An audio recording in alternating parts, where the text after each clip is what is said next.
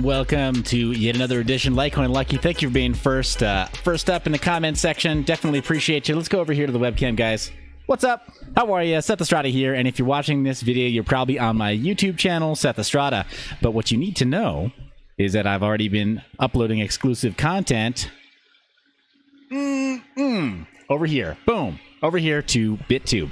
And today's message has to do with some outreach that I got from a team that, hey, Litecoin Lucky, appreciate that. That is a remix from Glue70. You can find them on SoundCloud, and love their remixes. That, and I mean, hey man, who doesn't love the Nintendo, the Wii Shop, right? I could listen to Nintendo Wii Shop remixes all day. Steel, how are you? Welcome to the live stream. Guys, I've got a quick update for you, and I got some outreach from the Wownero team. Now, first off, you'll notice that the catalog over here on Bit.Tube has been growing steadily. I'm nearing 40 uploads today, and it's just growing. You also need to know that I'm trending on Bit.Tube. This is amazing, and this to me is just a testament to the power of community. I really appreciate the support. Agent Smith, how are you, Dan? Good to see you, brother. Over here on Bit.Tube, just a quick update. I'm really appreciating this platform. You'll notice here on the trending page that yours truly is up in the top 2 spots. Now, it's maybe a little bit of a stacked deck because the founder and CEO is there in the interview. Maybe. Is it possible that he emailed it to some friends? Maybe. But you know what? I'm grateful for it. The support has been just phenomenal, and I really appreciate it, guys. I'm humbled by your support, both on this channel and then over here on Bit.Tube as I migrate some of my content over there and then some exclusive content over there. I'll tell you this. Everything that I'm uploading to YouTube, everything that I do for YouTube will also be on Bit.Tube. So if you're tuned in here, you're not missing anything in terms of project interviews, in terms of mystery mining Mondays. Though this Monday, what you need to know is that we're going to be going live from Jeremy Shirapa's channel. So if you haven't subscribed to JMS Vlogs, you should be subscribed to JMS Vlogs. So going to throw that out there right now. The other thing that you need to be aware of is that I'm getting outreach from some teams that want to stay anonymous, and this is important to me. Now, you've noticed in the past that I brought on Spotneycoin, for example, and maintained their anonymity. The Bitcoin Z team had that option available to them. Had they chosen to stay anonymous, I would have happily maintained their anonymity. That would have been a something that I'm just happy to go to great lengths to do. Litecoin, you're making comments about Vertcoin transacting back to normal again. Yes. Hey, Frederick, thank you for the call out there. Yes, please do support over on Bit.Tube. Yeah, Vertcoin, yeah, a little bit of awkwardness there, but you know what? A lot of blockchains recently have been having difficulty. I mean, it's an ongoing struggle, right? Like this is a science experiment that we're all conducting together, a data science experiment, really, with big data that we're doing in a distributed fashion. So it requires some patience on the part of miners, on the part of node operators, on the part of wallet. You know, anybody with a wallet occasionally have to do updates to your wallet to make sure that the network operates correctly. So yeah, it's crazy. There's a bit of a tango, right? A delicate dance that we're all involved in. So guys, before we jump into today's content, let me just ask you a favor. If you're here on YouTube and you haven't already been subscribed, go ahead and do me a solid. Hit that subscribe button. Whew, a little bit. I don't know if it's too much caffeine or too little, but it's afternoon over here. But hit that subscribe button. Hit the bell icon so you're notified when this stuff goes live, and then share this video. If you're not on Bit.Tube also, I highly recommend that you follow me there. What I was mentioning before, being on the top trending page, with a couple of videos at the very top seat, a couple more that are seated throughout the trending page. To me, that's exciting because it means that this platform, at least, is moving from stuff that's being sold by smutty images. You see, that happens a lot with EDM remixes and stuff, right? Where it's like, hey, we're going to put an image of an attractive woman as the thumbnail, whether or not it has anything to do with the actual content. A lot of content is sold that way, right? Like, it's it's 1960s, so you ever see that movie, What Women Want? 1960s, 1970s school of sales and marketing, right? Throw a woman in a bikini on the front. People will come in droves. Terry B, how are you? Good to see you. And I just don't really subscribe to that. I think it's exploitative, personally. Like, I don't sell my channel by walking around with my shirt off. Though, I mean, I guess I could. I don't look terrible with my shirt off, but it's not how I sell. All right. So Chad's asking, is Bit.Tube what is it supposed to be, a replacement to YouTube?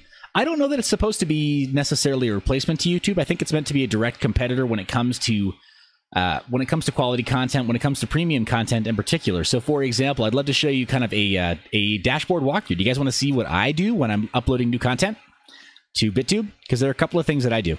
So I want to get back to the original purpose for this live stream, and I totally left it. I didn't do any changes to my my live stream settings. I apologize, guys. I have no idea what the title of this video is. I just literally just hit start stream, and I was like, I want to start streaming because I've got a bunch of content that I'm going through. So as far as it being a replacement to Bit.Tube, it's not really a Bit.Tube replacement or a YouTube replacement yet. Bit.Tube. It is good for premium content, though. Right there, you notice that's my wallet address. If I wanted to reveal my keys, I could. I'd rather not. I don't know. Call me crazy, paranoid, but just because you're paranoid doesn't mean they're not out to get you. So I can do some edits there. I can create a brand new wallet address and generate brand new keys just with a single button press there. And then I can see all the transactions that have come in. I mean, I've had very generous donations coming in on this channel so far.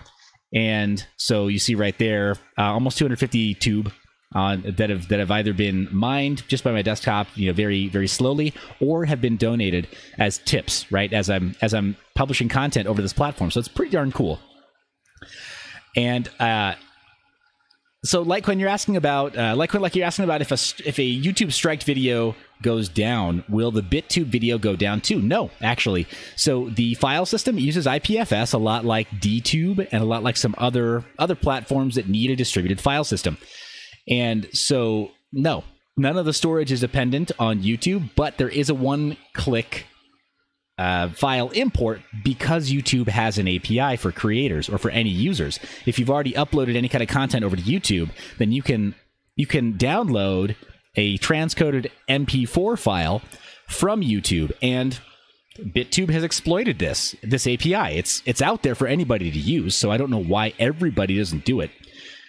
And so with a single button press, I can import all kinds of material. So if I click on upload media, right here I can upload media files, or I can connect to YouTube and in one button press pull all my content over.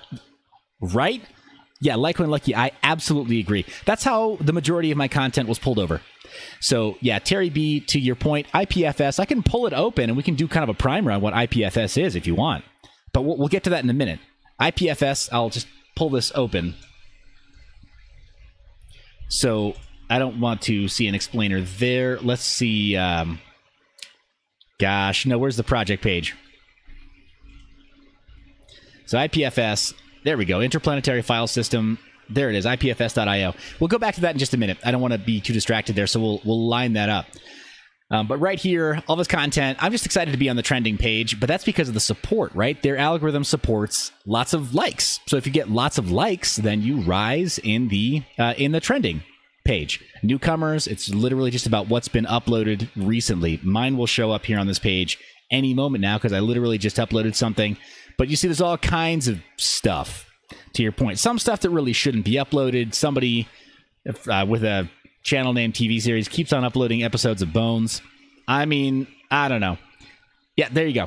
So yeah, Litecoin Lucky. If you know Interplanetary File System, then you're kind of aware of this project already. We can talk about how it works if you really want to. But for right now, what's got me excited is that there is a dearth of good content. Now these guys, I don't know who this is. Marie Faye and Jake Snow. So it's got to be Marie and Jake Snow. Their stuff is pretty cool. It looks like it's kind of value added. They're putting in a little bit of like travel style video. That's always neat. I think every video hosting platform needs to have good travel video, and it needs to have really good physical culture video, right? People who are teaching each other how to stay fit, doing exercise, diet, nutrition, whatever else. The Hodge twins are great because they kind of do it all, right? Except for travel. But then there's not many people talking in a consistent, heady way about crypto and about mining and about technology. And that's kind of where hopefully I'm able to make a difference over here on Bit.Tube. But I digress. Uploading is pretty straightforward. I can either connect and then pull stuff over from the YouTube servers, or I can select upload now. Here we go. Imperdin. This is going to be great. I'll just upload this one so you guys can see. First off, I'll play it back so you can hear it. Imperdin. Imperdin. Imperdin. Imperdin. Imperdin. I give up. All right, so you see I can preview the entire file right there. It hasn't been uploaded yet, so it's just playing it locally, but within the browser. And then I can scrub through, and from there, take a snapshot. That creates the thumbnail for me. It's super easy to use. Well, Terry, you're right. They are possibly opening themselves up to a copyright lawsuit by keeping some of the content up.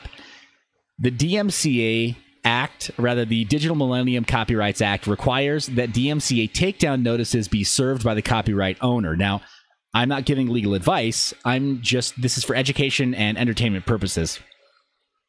Right? So, copyrighted content, like Joko says, will be taken off the site, but a DMCA takedown notice needs to be issued by the copyright owner. So there's a bit of an issue there, but the onus is always on the copyright owner. The same is true of any kind of torrent sites. The same is true.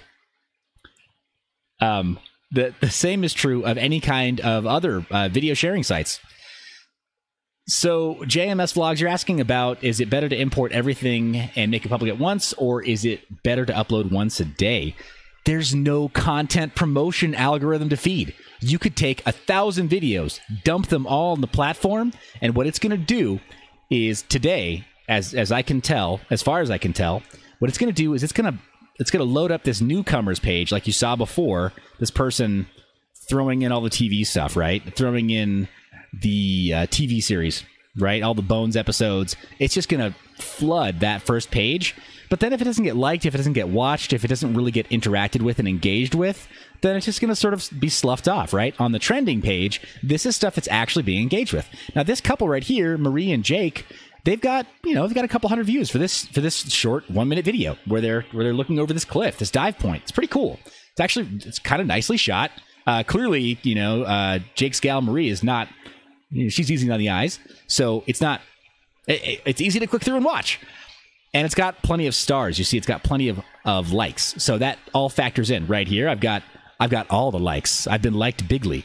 So same here. And that's why it's risen up to the top of the ranks. Even though this has higher view count, this has higher likes than most of the other content there. That's pretty cool, though. Plus, mine are a little bit newer, so it's a fairly easy to explain, easy to grok algorithm, right? So Joko's saying import all your videos and upload once a day. I agree. So you can upload anything that you already had from YouTube in one click. It's going to take it a while to import, but in one click, you'll be able to pull everything from YouTube servers because of that API they have published, and it will be pulled into IPFS. So pretty darn cool. So yeah. I think, so far, I'm just absolutely enjoying the process just so much. Yeah, Terry B., I agree with you. It is plenty of clickbait. Again, the thumbnails, I'm not super impressed with, which is why, guys, I'm really pleased that there's been support for me coming on to Bit.Tube and then supporting the channel. And I've invited others to come on board, too. Jeremy and I were talking about it, I think, earlier this morning. I kind of showed him my dashboard, showed him a little more behind the curtain, how it works, because I would love to see all kinds of YouTubers over here on Bit.Tube. But you see right here, I'm uploading this particular one. I'm just going to get rid of that MP4. I added it in the name. How do you say this word? Actually, you know what?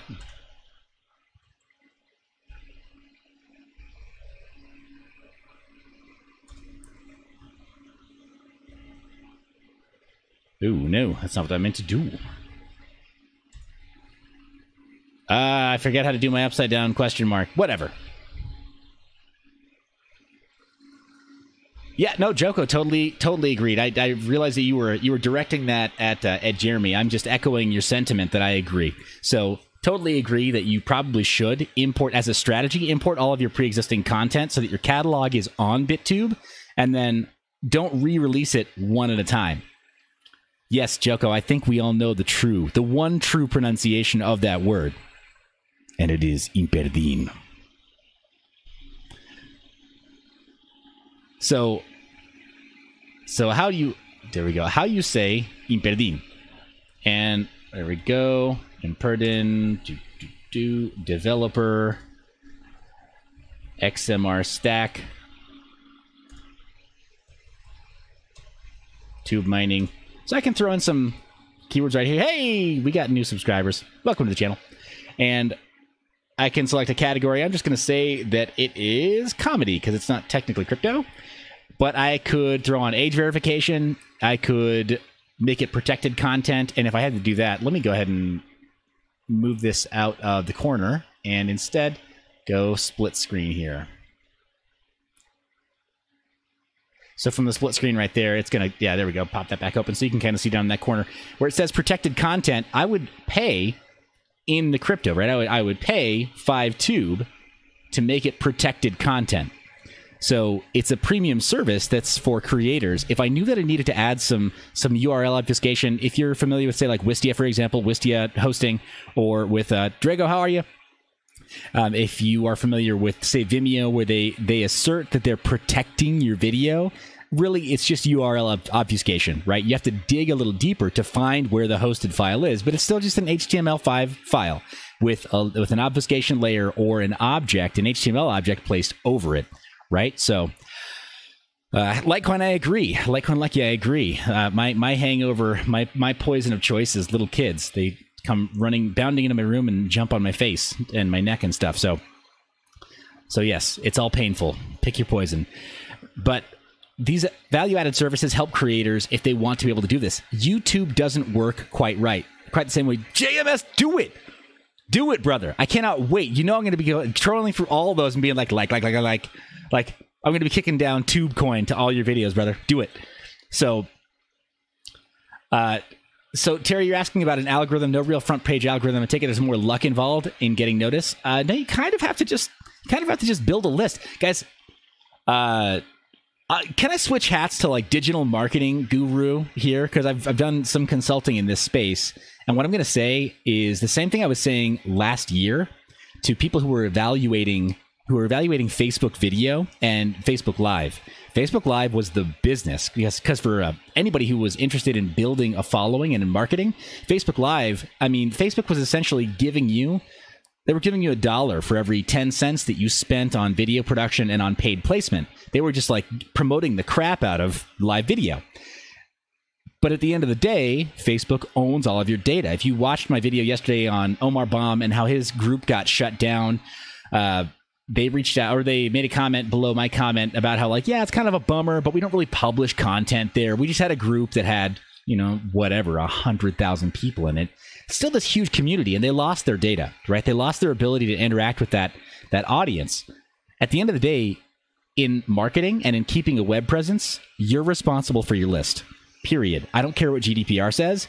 I don't care about the CAN Spam Act. They're important to observe in that you don't abuse people's info, but provided that you have their permission, you have to keep contact with your list, with your people. If you don't, then the platforms that you rely on, third-party platforms like Google, like Facebook, like Twitter, like YouTube, right, a la Google, they can do whatever they want, right? They are now the data brokers. They're in charge, and they can charge you through the nose, right? Be like, oh, you want this added service? You want to be able to talk to them? I was on Udemy, right? A teacher on Udemy, and I had thousands of students. The only way for me to get a hold of them was to use their internal messaging system. They didn't give me a list. I didn't have email addresses. So yeah, definitely to go back to the question from before, and I appreciate you, Joko, getting back on topic there. but it looks like there's not really, like a content promotion algorithm that needs to be fed by, like, say, posting every single day or posting at a certain time of day or using specific keywords in your tags. It seems like it's really more a question of bringing your own traffic. But the same is true of YouTube. During the adpocalypse, when ad revenue really shrank and publishers were wondering, how can I get people to watch my videos on YouTube? They wound up having to use email lists and saying, like, hey, I just published a video. That was their alert system, a secondary alert system. And I think the same is kind of true with Bit.Tube and new platforms like this. You've got to notify people some other way if you want to get the viewership and if you want to rank in those pages. So really appreciate that. So, guys, I'm going to hit cancel right there. It says it's not going to protect my content. I could make it premium content, or I could say age verification, so people have to assert that they're a certain age. And, if I wanted to, well, privacy, I don't have privacy options yet. Clearly, they're roadmap items. And then I can say that it's premium content. And with premium content, I can put it behind a paywall, right? Hey, JMS, I don't mind if you do cooking content. Just don't go cooking meth, brother. Whew. So right here, I can go with premium content, and I can set the price either in Tube. Yeah, sorry, I didn't mean to make it 2,500 Tube. I meant to make it 25. I can set it in Tube, or I can set it in USD, right? Have that be the anchor currency. So that's what that flip does right there. That switch does right there. It shows me, it translates it, but if I just leave it in the default, it's going to stay at 25 Tube. It's not going to ride whatever the market volatility is to be a fixed $1.88 or whatever. If that makes sense, because that's kind of the walkthrough. It's super easy. From that point forward, I'm not going to make this premium content. It's not protected. And it's not coaching. It is comedy right there. I accidentally clicked that. But I've got this. I'm going to upload it, and you guys are going to be able to see that in no time. The little progress bar towards the top. It's a very small file, so it wouldn't take it long to upload into the system. Only 14 seconds long. Done. And it might need a transcode, possibly, but it's done that fast. I never had DTube upload content that fast. Not once. And IPFS on several occasions failed to accept my uploads. And maybe it had to do with transcoding to lower res copies, from the 1080p master copy, creating a 720p and a 480p and a 360p lower res stream so that you can select it when it's playing back. But DTube never worked this easily for me. So as far as user experience goes, guys, this is what brought me over and had me thinking, like, this is a real contender. This makes sense, and it's easy to use. So, yeah, easy enough. And Terry, I agree with you. There are other platforms that you could use for e-learning, and they're not as easy to use as this, and not as easy to just, like, upload, put a thumbnail, and then name a price. That's it. Now you can take an embed code, and you can put it on any website, any blog. You could use Blogger, for crying out loud. Just reskin Blogger and get rid of the badges, and you could upload this as into an iframe on new posts or onto a static page, and you're done. Or go to GitHub, right? Use GitHub Pages and host static content there and just use iframes from here. So super easy. But I digress. It puts a lot of other business models out of business because they can't just do that one thing of putting it behind a paywall and making it secure through URL obfuscation to make it harder to rip the content. Because realistically, most people, it's that first attempt, like, is there not an easy downloader? Then I'm not going to do it, right? They tend to go away. It's like the lock on your front door. They could always kick the door down if they wanted to. But if it's locked, there's going to be that, that percentage of would-be criminals that they just leave. They don't go in. Or burglars or whatever. So, all right. Yeah, no, totally. Terry, I agree. So you don't need full server fees. You don't need hosting fees from anybody else. This is a threat. I mean, dang, if Bit.Tube decided to get into e-commerce, or the first person to integrate, like, say, OpenBazaar into an iframe, dang, like, it's game over for Squarespace and Shopify. Just saying. So I'm really happy with this, and I had a little bit of exclusive content go out to this channel. But let me show you what happened today, guys. I was on Discord, and I had somebody reach out to me. I got a tag, and I was like, what's going on there? Before I close this, though, if you need a primer, ipfs.io will tell you how all the back-end file system works for Bit.Tube. So if you're curious and just wondering, like, well, why does it have uptime? How does this thing even work at all? There it is, documentation. But I was on Discord and I got tagged by the Wownero team. Yeah. Wow, it got buried. Dang, what happened? There we go. So the Wownero team was like, hey, Seth, you might be interested in this. Apparently they have some update. And I'm like, I don't really do product reviews. I don't really do coin reviews per se. I do project leadership interviews. That's kind of more my thing. And I mentioned that, and Wownero was like, I come from the Monero School of Media Avoidance. I get that too. But let me show you something cool. It's just me on this black screen. But go to my editor and pop this thing open. It is so cool. It is so cool. I'm going to show you some of my audio filters from the software that I'm using. And you notice right here, I've got all this side chain of audio filters, right? But I can put on a vocoder. And now I have the robot voice, the robot voice, the robot voice. And I can do this live for guests, too. I'm going to take it off now because I don't really need it for a whole lot. But I promised you guys to do like a masked magician interview with anon teams, right? Anonymous teams. And I want a little bit of your support, guys, right? Like, go hit up Wownero on Twitter and be like, hey, Seth can do identity obfuscation. He can do vocoding. You can keep your team anonymous if you want them to be. So it is pretty darn cool. I'm excited by that. So, guys, we're getting a lot of questions about Bit.Tube now. I apologize. Maybe this was all like the wrong timbre. But I really wanted to show off my vocoder for the stream and how I'd like to have a lot more anonymous projects on the channel. Bitcoin Z just chose not to be anonymous. That was their choice. But I was prepared to protect their anonymity, and I'd love to have it. Like when Lucky, you're asking, is Tube mineable? Yes, it is. Easily mineable. All you have to do is go there, start mining, baby. We'll bring you right over to where you can download whatever you need with guides and everything.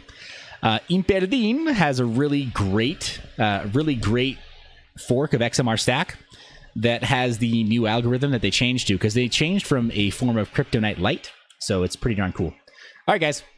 That's pretty much what I got for you today. It's a really simple video today, but be sure to hit up JMS Vlogs. You see him in the comments right here. Be sure to subscribe to his channel here on YouTube. Be sure to subscribe to my channel over on Bit.Tube, because we're streaming to both. Guys, we're simulcasting to both at the same time, 6 p.m. Eastern Standard Time this Monday, live with Loki. Live with the Loki team. We also have a special surprise guest for earlier on in the show, and you're only going to be able to see who that is if you tune in live, or I guess after the fact. But yeah. Oh, hey Terry, it's okay. Curiosity. Here's the thing: they say curiosity killed the cat, but it never killed anybody in tech, right? Like, curiosity is what drives us here, right? Like, what drives us to like overclock the crap out of our GPUs just so we can get, a few extra hashes per second. Bit of curiosity. Can I do it? Will something explode? Or will I earn lots of coins? All right, guys. That's what I got for you today. I love your face. And I'll see you in the next one. So, this is a good question, though. Crypto Pope. No. Notifications do not work the same way. They don't work the same way in Bit.Tube yet. So there's some growing pains ahead, but I still think this is the right time for me to start doing some value-added content over on Bit.Tube and then mirroring all of my content across from YouTube to Bit.Tube. I think that's kind of why I want to be able to do both, at least for now. So live streams, at least on my channel, will most of the time go live to both. But the other thing that Bit.Tube doesn't offer is they don't offer recording of live streams. So yeah, notifications and recording both don't work on Bit.Tube just yet. But Saber Maram, the CEO and founder, has assured me that they're working on something and it's on the roadmap. So we'll see what happens there. I'm happy to just record stuff here and then port it over after the live stream. But realistically, I'm trying to jump in with both feet into Bit.Tube and make sure that I really understand what the full capabilities, limitations, opportunities, and benefits are of that platform. I think there's a lot, and I think the best is yet to come. But so far as the user experience as a publisher, I was going to say it blows DTube out of the water, but that sounds naughty. So max size of video files, I don't know. I don't know if there is one. It could be in the 4 to 6 gig range, possibly, maybe. So that's a good question for their Discord channel, and they've got one. Why don't I go ahead and I'll just make sure that I have their Discord channel linked down below in the comments or the description after I'm done with this live stream, and then I'll put a sticky over in. Hey, Crypto Pope, I appreciate that, man. I appreciate the support. So I'll make an effort. I'm also going to reach out to Saber Maram to see if we can do custom webhooks to be notified when I go live on Bit.Tube. It could be that me making this commitment is what helps us get through some of these development hurdles over there on that platform, right? Like, it takes a few people to commit and say, like, all right, I'm serious about cranking out content here in order to, hit certain development milestones. So yeah, I'll reach out to Saber and to his team over on the Bit.Tube Discord. I'll leave you a link to the Bit.Tube Discord down below in the description of this video. Guys, again, I'm going to cut this one short because I got to record another couple of shows today. But just, you guys know it. You're the reason I do this. Thank you for your support. Thank you for the support on Bit.Tube. Thank you for going over to JMS's channel, hitting the subscribe button, clicking the bell icon so you're notified when we go live here on YouTube, 6 p.m. Monday with the Loki team. I love your face. You've heard me say it. Never quite like that. It was a little lackluster. I love your face! And I will see you guys very, very soon.